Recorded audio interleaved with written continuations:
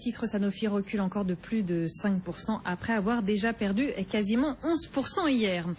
Allez, direction les États-Unis à présent avec ce virage monétaire historique après 6 ans de soutien. La Fed devrait donc annoncer ce soir la fin de son programme de rachat d'actifs. Et oui, il y a eu 3 quantitative easing. Le dernier en date était d'un montant de 85 milliards de dollars. Tout devrait être terminé ce soir. C'est ce que confirmera sans doute la Réserve fédérale. Grégory Volokin est en ligne en duplex vidéo depuis Mescard Financial Services. Bonjour Grégory. Bonjour Grégoire. Bon, c'est bien ce qu'attend le marché, que la Fed confirme la fin du quantitative easing 3. Oui, il n'y aura sûrement pas de surprise de ce côté-là. Par contre, il peut y avoir quand même des surprises dans le communiqué. Est-ce qu'ils vont laisser tomber cette fameuse phrase qu'ils vont garder les taux très très bas pour une période de temps indéterminée, une longue période de temps? Ça, c'est une question. Est-ce qu'ils vont parler du risque de déflation avec ce qui est en train de se passer dans l'économie européenne?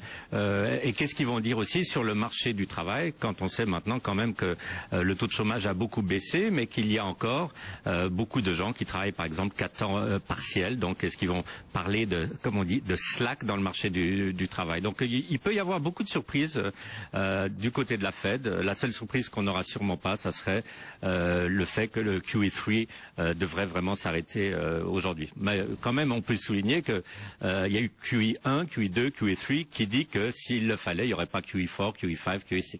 Juste, oui, effectivement, QE infini, hein, ça c'était votre grande théorie, Grégory. Un mot, enfin, quelles leçons, quels enseignements vous tirez du QE? Quel impact ça a eu? Quel est le plus fort impact qu'ont pu avoir ces injections de liquidités? C'est sur les marchés financiers, évidemment, sur l'économie, c'est quelque chose qui est très débattu. Hein. Je crois qu'il n'y a même pas trop de débat. C'est clair que c'est les marchés financiers, les assets à risque qui ont le plus profité du QE.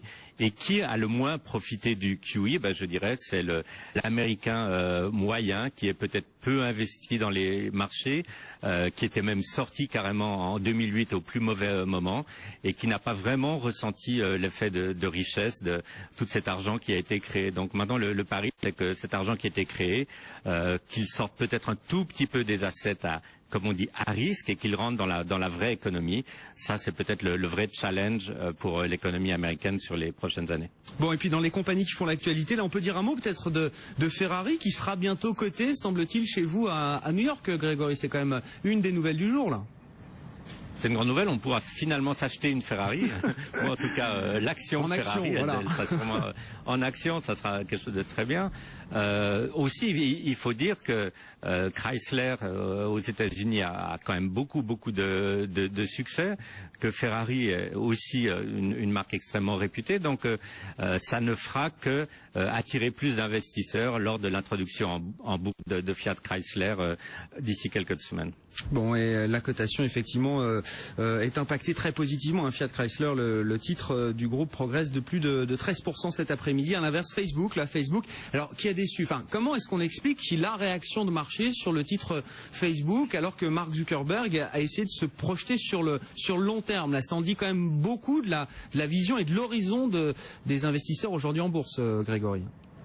Oui, c'est un triste commentaire que vous faites et je suis tout à fait d'accord. C'est-à-dire que quand on parle du futur à Wall Street, les gens pensent au lendemain. Quand Zuckerberg arrive avec des projets sur 3 ou 5 ans et en parlant de dépenses pour arriver à certains objectifs, les investisseurs de base frissonnent un peu.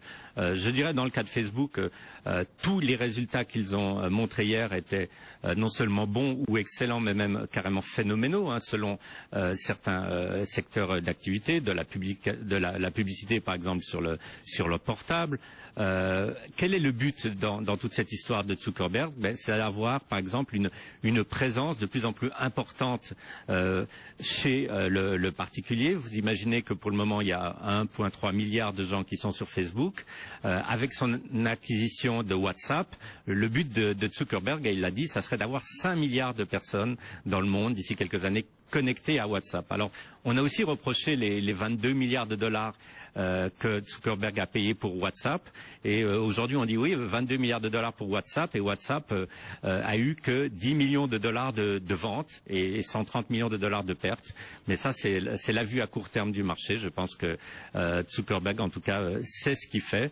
Maintenant, la grande question, il ne faudrait pas que Facebook devienne une sorte d'Amazon et que on oublie quand même aussi l'intérêt des des actionnaires et des investisseurs. Mais on en est très très loin. Je crois que la petite baisse d'aujourd'hui ne va pas durer.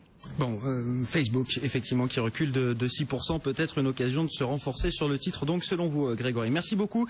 Grégory Volokhin, le président de Mescard Financial Services à New York. Un mot des affaires européennes également dans l'actualité, Aurélie. La Commission européenne reste vigilante sur le projet de budget 2015 des États membres. Et elle répète aujourd'hui que ces projets de budget